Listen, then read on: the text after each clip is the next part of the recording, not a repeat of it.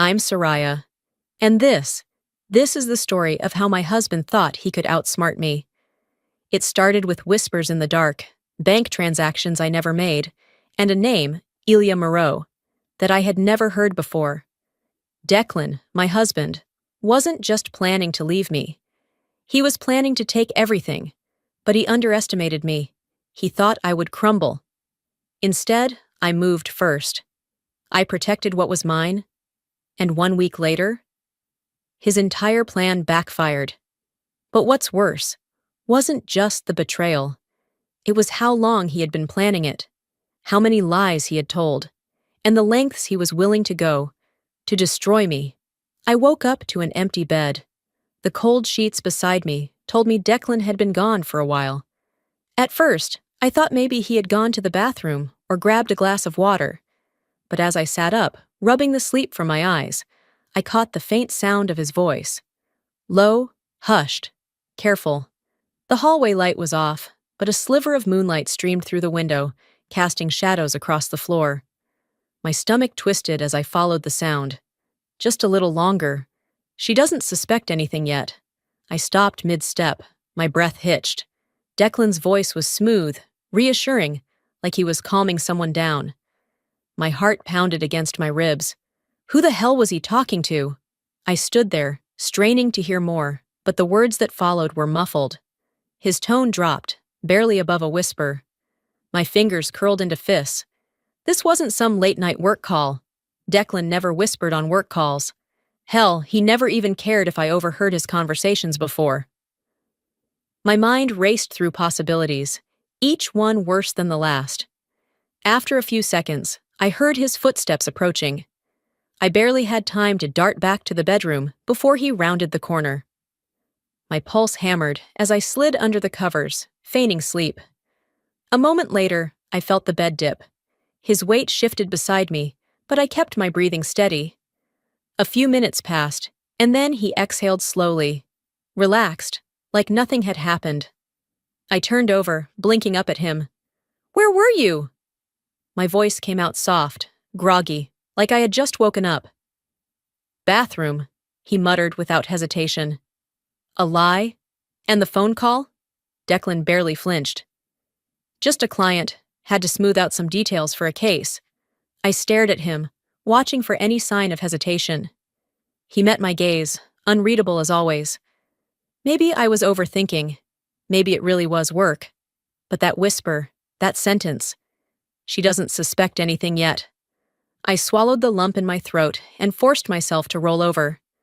My mind was screaming at me, but I ignored it. Not tonight. Not yet.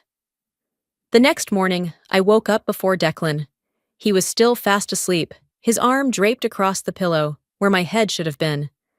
I slipped out of bed, grabbed my phone, and padded barefoot to the kitchen. I didn't usually check our bank accounts. Declan handled most of the finances, and I had never given it much thought. But something felt off. I scrolled through the transactions. My stomach tightened. $500, $1,200, $750, $2,000, a dozen withdrawals over the past 3 months, all relatively small but frequent enough to raise a red flag. Declan and I shared expenses, mortgage, utilities, groceries, but we also had separate accounts for personal spending. These transactions weren't for bills, weren't for investments, and definitely weren't for anything we had discussed. I took a shaky breath, my hands tightening around my phone. Behind me, I heard footsteps. I quickly locked my screen and turned to see Declan leaning against the doorway, rubbing his neck. "Morning," he mumbled, voice thick with sleep. "What's for breakfast?" I set my phone down. "I was about to ask you the same thing." He smirked, stepping forward to pour himself coffee. "Guess it's your turn then." I watched him take a sip, his free hand resting on the counter. "I checked our bank account this morning." Declan froze for half a second. Just long enough. His grip tightened around the mug before he forced a chuckle. "And? There are a lot of small withdrawals." I crossed my arms. "Things I don't recognize." He barely hesitated. "Just small investments. A few business opportunities. Business opportunities? Declan nodded, setting his cup down. Nothing to worry about. Short-term gains, that's all. He was lying. I knew it. I just didn't know why. The rest of the day, I tried to shake the unease. But Declan wasn't helping. He was glued to his phone, taking calls in the other room. His screen was always face down when he set it on the table. And every time I looked at him, I felt like there was a wall between us, one that hadn't been there before. That night, as I lay in bed, staring at the ceiling, my mind wouldn't quiet down. Declan had always been confident, smooth, a man who knew how to talk his way out of anything. But I had been with him long enough to know when something was off. And something was definitely off. I turned to face him. He was already asleep, his breathing steady, his face calm, like a man with nothing to hide. I wasn't convinced. A voice in my head whispered the words I had been trying to push away all day. Am I being paranoid? Or is something really wrong? The doubt refused to fade, even as the morning light filtered through my window. I had spent the entire night tossing and turning, unable to shake the feeling that something was terribly wrong. Declan's voice from the night before still echoed in my mind. Casual, dismissive, yet calculated. The kind of tone someone used when they were hiding something in plain sight. I forced myself out of bed and went about my morning routine, but my movements felt mechanical. My thoughts were stuck in a loop, replaying every interaction, every red flag I had ignored over the past few months. And then Declan strolled into the kitchen like nothing had changed. "Morning, babe," he said, pressing a quick kiss to my temple. I was thinking, we should probably get our financials in order. Just in case of emergencies. I froze, my fingers tightening around my coffee mug. Our financials? I echoed carefully. Yeah, he said, leaning against the counter, sipping his coffee like this was just another normal conversation. Like, do you have a full list of your accounts, passwords, assets, that kind of stuff? We should keep everything in one place. I stared at him, my heartbeat drumming in my ears. Declan had never shown an interest in my personal finances. Sure, we had a joint account for bills, but we always kept our personal savings separate. It was just the way we had always done things. I swallowed, forcing a neutral expression. I guess I could put something together. His lips curved into a small smile, but his eyes flickered, just for a second. He nodded like it was no big deal, before changing the subject entirely. But my mind was already racing. This wasn't about us. This wasn't about just in case of emergencies. Declan was preparing for something, and whatever it was, he didn't want me to see it coming. That evening, Declan was uncharacteristically relaxed. He laughed at the TV, scrolled through his phone like nothing was wrong, and even suggested ordering takeout. He was playing the role of a doting husband perfectly. And that's what made my skin crawl. Something had shifted in him, the way he walked, the way he spoke. It was all too easy, too well rehearsed. Then it happened. Declan got up to take a shower, leaving his phone on the coffee table. He never left his phone unattended. Ever. I stared at it, my pulse quickening. The screen was face down, just like it had been for weeks. But then, as if the universe was throwing me a lifeline, a notification lit up the screen. A text message from a name I didn't recognize. Ilya Moreau. I didn't have time to think. I reached for the phone, my hands shaking as I tilted the screen just enough to read the message preview. Just make sure she stays in the dark. Almost there. My breath hitched. My chest tightened so fast it hurt. The room suddenly felt smaller, like the walls were closing in on me. Who the hell was Ilya Moreau? And what did they mean by almost there? My fingers hovered over the screen for half a second, just long enough for the wildest thoughts to flash through my mind. Was this another woman? Was Declan planning to leave me? Was he hiding money? I heard the water shut off. Panic shot through me as I placed the phone back exactly where it had been and sank into the couch, gripping my knees to keep my hands from shaking. A minute later, Declan strolled back into the room, towel drying his hair. I forced myself to look at him. He was so calm, so at ease, completely unaware that I had just seen something I wasn't supposed to. "Did you decide on dinner?" he asked, ruffling his hair. I swallowed hard. "Not yet." He grabbed his phone without a second glance, unlocking it effortlessly. No hesitation, like there wasn't a damn thing to worry about. But I knew better now. I spent the rest of the night trying to rationalize what I had seen. Maybe it wasn't what I thought. Maybe Ilya was a colleague, a business partner. Maybe keeping me in the dark was about something completely different, something innocent. But deep down, I knew better. The pieces were clicking together, one by one. The secrecy, the money disappearing, the call in the middle of the night, the way he was suddenly so interested in my finances. I should have confronted him right then and there. But if I was right, if Declan was really hiding something this big, then I needed proof. Real proof. So instead, I kept my mouth shut. I let him kiss me goodnight, let him slip under the covers like nothing was wrong. And then I lay there, gripping my phone, whispering into the dark. Who the hell is Ilya Moreau? The next morning, the question still haunted me, gnawing at my every thought. I moved through my morning routine like a ghost, going through the motions, but my mind was locked onto one thing: Ilya Moreau. The name lingered in my brain like an unsolved puzzle, a piece that didn't fit but refused to be ignored. Declan sat across from me at breakfast, scrolling through his phone, perfectly at ease. I wondered if he had any idea I had seen that message. If he did, he was a damn good actor. But then, as if sensing my suspicion, he looked up and smiled. "Hey babe, can you sign something real quick?" I nearly choked on my coffee. "Sign what?" I asked, keeping my voice light. "Just some financial updates for tax purposes," he said, sliding a document across the table. His tone was casual, but his fingers drummed against the table in an uneven rhythm. A tell. I picked up the papers, my stomach tightening as I skimmed through the first page. Legal jargon filled the document, but one thing became painfully clear. This wasn't about taxes. I flipped to the last page. Property transfer agreement. My pulse pounded in my ears.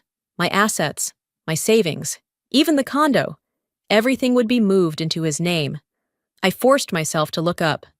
Declan was watching me, a careful smile plastered on his face. "Declan," I said, my voice too controlled. "What is this?" His smile didn't falter. "It's just a precaution, babe. A legal convenience. Nothing changes between us." I stared at him, my grip tightening around the paper. "Nothing changes? You're asking me to sign over everything to you." "Not everything," he said smoothly, as if that made it better. "Just consolidating things for protection. You know, in case something happens." My hands trembled slightly. Not from fear, from rage. This wasn't paranoia anymore. This wasn't me reading into things. This was planned. And he had the audacity to sit across from me and act like it was nothing.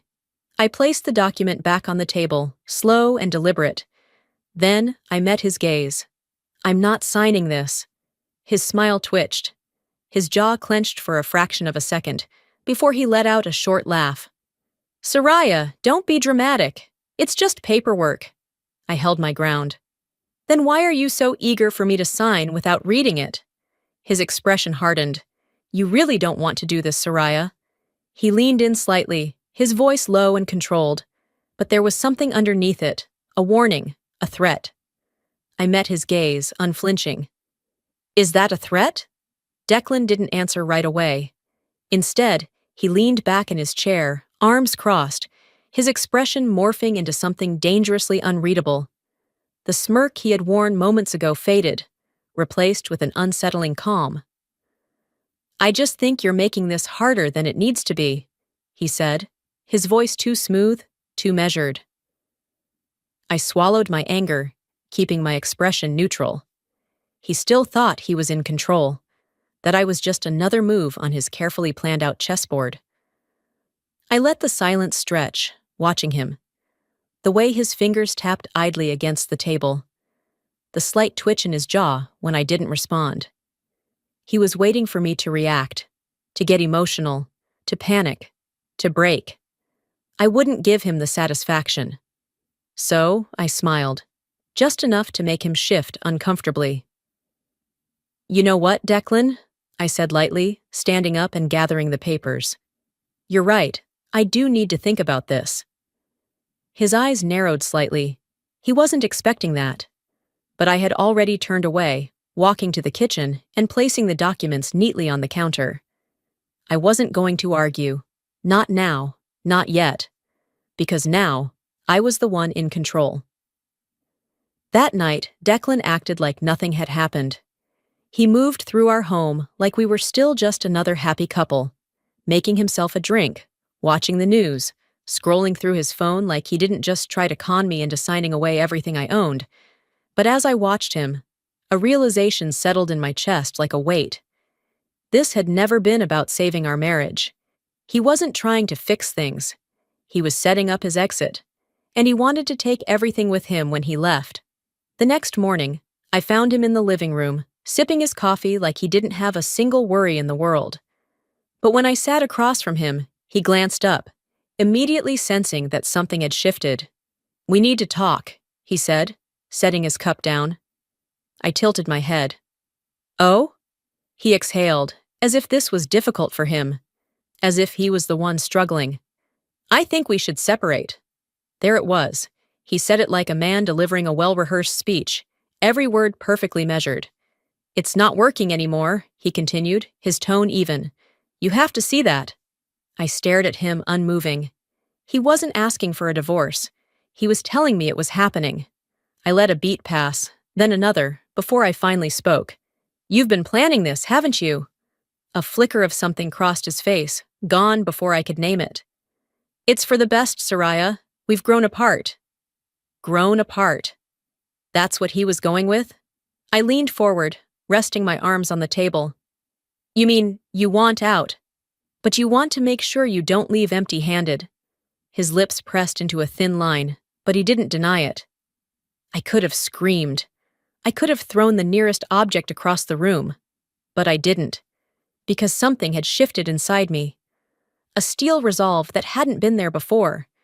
So I leaned back in my chair, tilting my head slightly. Then, as calmly as I could, I said the words that would change everything. I already moved my assets. Declan's entire posture stiffened. His breath hitched. Not enough for someone else to notice, but I did. "What do you mean?" His voice was too sharp, too controlled. I smiled, slow and deliberate. "Exactly what it sounds like." His jaw clenched.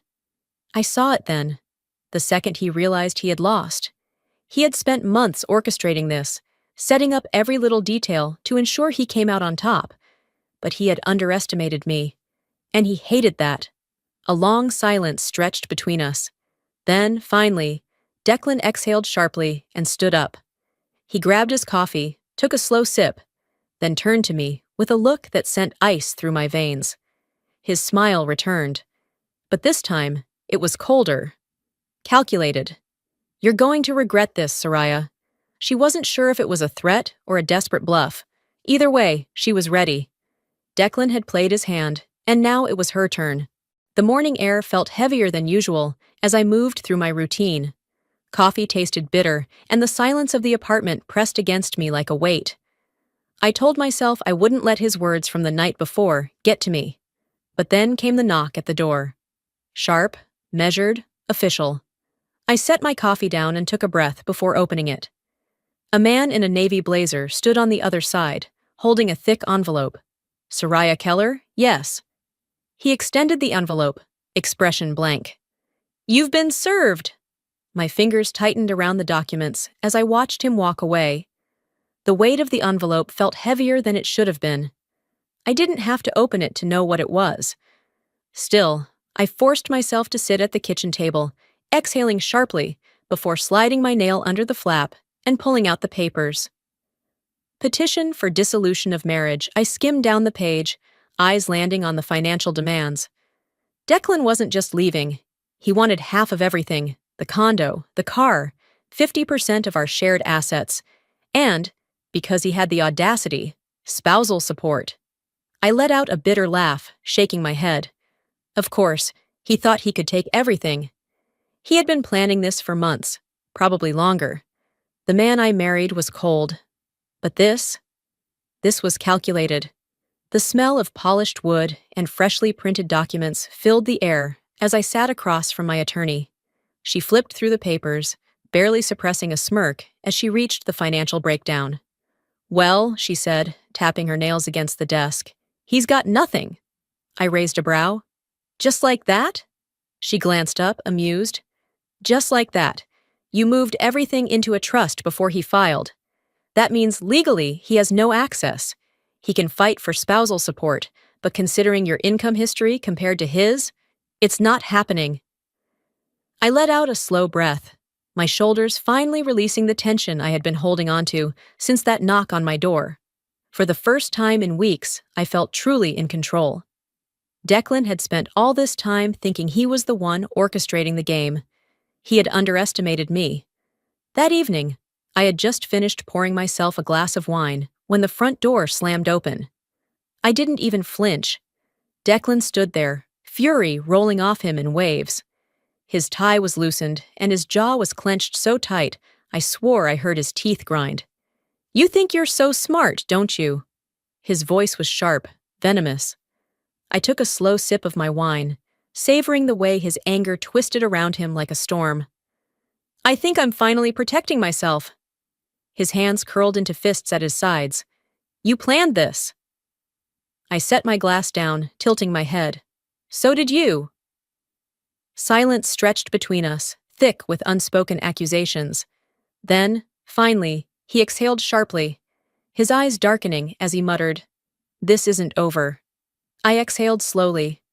I had won the first battle, but the war had just begun. For the first time in weeks, I felt a small sense of relief, knowing that Declan had lost his financial grip on me.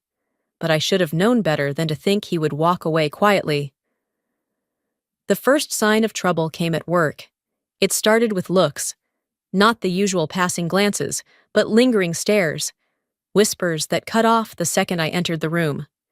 By mid-morning, my assistant, Rachel, hesitated before stepping into my office. "Hey, I think you should know something." I glanced up from my laptop, already exhausted. "What is it?" She shifted uncomfortably. "There's a rumor going around. I wasn't going to say anything, but—" She trailed off, wringing her hands. "Just tell me." Rachel hesitated, then sighed. "People are saying you took money from your joint accounts, that you were—" She swallowed hard, "laundering funds." I stared at her. The words landed like a slap. "What?" "I don't believe it," she added quickly. "But Declan, he's been talking to people, lawyers, mutual friends. The story's spreading." My stomach twisted, fury rising in my chest like wildfire. Declan wasn't just trying to take my money. He was trying to ruin me. By the time I got to my lawyer's office, I was barely holding it together. "This needs to stop. Now!" I slammed the stack of printed screenshots onto the desk, my hands shaking with rage. My lawyer, Patricia, glanced at them and let out a dry chuckle. "Well, he's certainly desperate." "He's slandering me." "Yes, but we can use that." She leaned back in her chair, tapping her pen against her desk. "If he's running around making false claims, he's opening himself up to defamation charges. We send a cease and desist first. If he ignores it, we escalate." I clenched my jaw. "I don't want this to drag out in court. I just want him to stop." Patricia sighed. "He's trying to bait you, Soraya. He wants you to react emotionally." She's right. I turned to see Beatrice, standing by the door with a knowing look. "You can't let him dictate your next move," she said, stepping forward. "You react too fast, and he wins." I swallowed my anger, nodding stiffly. But inside, I was seething. Declan wanted a fight. He was about to get one. I found him at La Rue, one of the city's most exclusive restaurants, laughing over drinks with two colleagues. The sight of him sitting there, completely unfazed, like he hadn't spent the past few days dragging my name through the mud, made my blood boil. I didn't cause a scene. I didn't scream. I didn't need to. I simply walked up to the table, leaned down, and whispered, "You have no idea what you've just started." Declan's smirk faltered for a split second, before he masked it with an easy grin. He wiped his mouth with a napkin, eyes gleaming with challenge. "Let's see what you've got, then." I had given him one last warning. Now I was done playing fair. Declan had spent weeks trying to manipulate, intimidate, and control me. He had underestimated me at every turn. Now, after failing to take my money, after smearing my name, he was taking one final shot. A desperate man is a dangerous one. I was halfway through my morning coffee when my phone rang. "Patricia," I answered, sensing the urgency before she even spoke. "You need to come in," my lawyer said without preamble. "Declan just filed a motion for a full financial audit." The words sent a sharp jolt through my body. I set my mug down carefully, inhaling deeply. "On what grounds?" Patricia exhaled. "He's claiming you mismanaged joint funds and that you owe him a financial settlement. It's complete nonsense, but that's not the point." "Of course it wasn't. He's trying to drain me," I muttered. "Legal fees, time, stress. He knows he can't win, so he wants to wear me down." "Exactly." A sharp bitterness curled in my chest. Declan never played to win outright. He played to exhaust his opponent. Not this time. "I'll be there in an hour," I said before hanging up. By the time I walked into Patricia's office, she already had Declan's motion spread across her desk, annotated in red. "Here's the good news," she said, looking up. "He doesn't have a single piece of legitimate evidence. The bad news? This could still drag out for weeks, maybe months, if the court entertains his tactics." I clenched my fists. "What's our next move?" "We counterfile and request an immediate dismissal," she said. "We also demand that he pay for all legal costs if the court deems this a stall tactic." I smirked. "Let's do it." 2 weeks later, I found myself sitting across from Declan in a courtroom. He was dressed sharp, his tie a little too tight, his smirk barely concealed. He thought this was his moment. His lawyer stood first. "Your Honor, my client has reason to believe that Mrs. Keller improperly moved assets to avoid a fair divorce settlement. We are requesting a full forensic audit of all financial transfers made in the past 6 months." I didn't react. I didn't flinch. Patricia, calm as ever, adjusted her glasses and stood. "Your Honor, all of my client's financial moves were made before Mr. Keller even filed for divorce. There is no evidence of mismanagement or fraud." She slid a thick binder forward. "Additionally, we request that this motion be dismissed with prejudice and that Mr. Keller be required to cover all legal fees, as this is a clear attempt at financial harassment." The judge took their time reviewing the documents, their expression unreadable. The room was tense, silent. Declan was watching me, waiting for me to squirm. I didn't give him the satisfaction. Finally, the judge looked up. "The court finds no grounds for a full financial audit. The motion is denied. Furthermore, due to lack of evidence, Mr. Keller will be responsible for all legal fees associated with this claim." A sharp clap of the gavel. Just like that, Declan had lost again. Outside the courtroom, Declan walked past me without a word. But as he passed, he muttered just loud enough for me to hear. "You think this is over? Just wait." I had won this round, but I knew. Declan still had one last move left. Men like him don't walk away quietly. They don't accept defeat. They regroup, re-strategize, and come back with something even worse. And Declan? He had been plotting this too long to let it end here. I didn't have to wait long to find out what his final move was. The call came the next morning. "Soraya, we have a problem," Patricia said. I gripped the phone tighter. "What now?" There was a pause, then the sound of papers shuffling. "Declan and Ilya have filed a formal complaint. They're accusing you of financial fraud. According to their evidence, you've been falsifying financial records for months." I felt the air leave my lungs. If this accusation stuck, I wouldn't just lose money. I could be facing actual legal consequences. They submitted documents, Patricia continued, her voice tight. If the court takes this seriously, you'll be forced into a criminal investigation. The world tilted slightly. I pressed my fingers against my temple, willing myself to stay calm.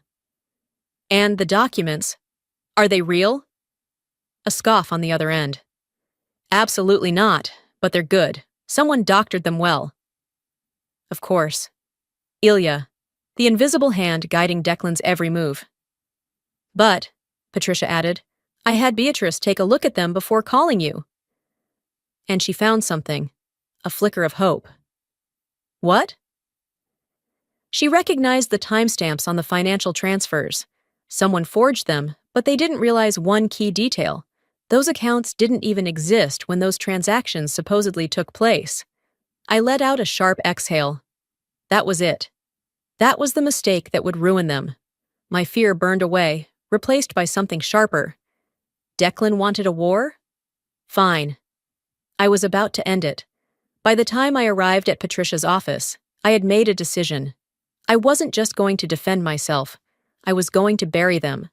I want to go on the offensive, I said, placing my palms flat on her desk.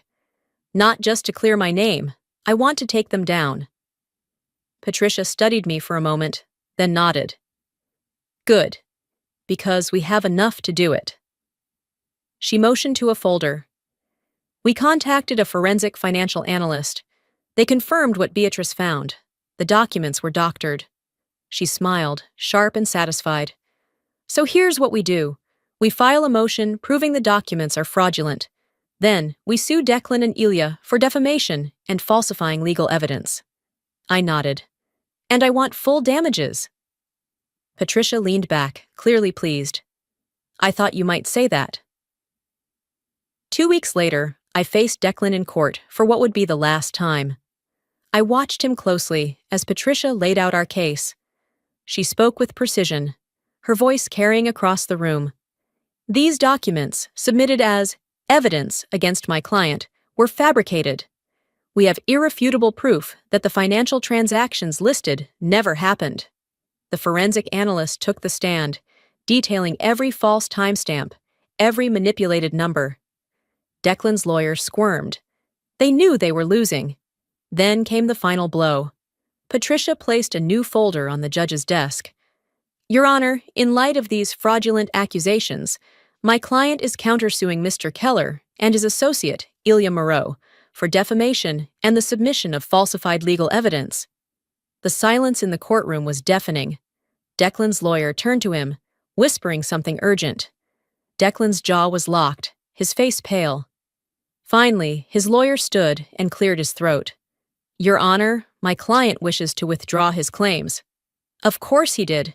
He had no choice. The judge nodded. Motion dismissed. Furthermore, Mr. Keller will be responsible for all legal costs. Declan had lost. Completely. As we exited the courthouse, Declan walked past me without a word. I didn't stop him. I didn't need to. I let him take a few steps before I whispered, just loud enough for him to hear. We're done here. For the first time in months, I felt something I had almost forgotten. Peace. No more court hearings, no more threats.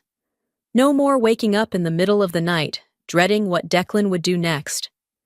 I had won. It didn't feel like some grand victory, not in the way I had imagined. There were no fireworks, no dramatic final words. Just silence, the kind that comes after a storm when the sky is still heavy, but the thunder is gone. And for the first time, that silence didn't scare me. 2 days later, I met with Patricia for the last time.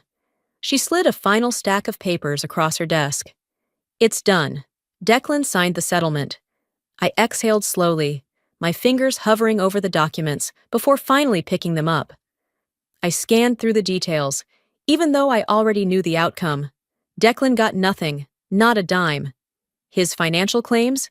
Dismissed. His defamation case? Backfired. His reputation? Ruined. He had tried to destroy me, and in the end, he was the one left with nothing. Patricia leaned back in her chair, watching me. How do you feel? I let out a quiet laugh, more exhale than sound. Lighter, she smiled. Good, you deserve that. I nodded, slipping the documents into my bag. This was it, the final step. I stood, extending my hand. Thank you, Patricia, for everything. She shook it firmly. Go enjoy your life, Soraya. You've earned it. And for the first time in a long time, I believed her. That evening, Beatrice and my mother insisted on a victory dinner. Margot greeted me with a warm hug as I stepped into her home, her eyes full of relief. It's over, she whispered. Yes, I murmured. It is. Beatrice poured champagne, raising her glass with a mischievous grin. To freedom! And to never letting a man think he can outsmart you again. I clinked my glass against hers, laughing. I'll drink to that.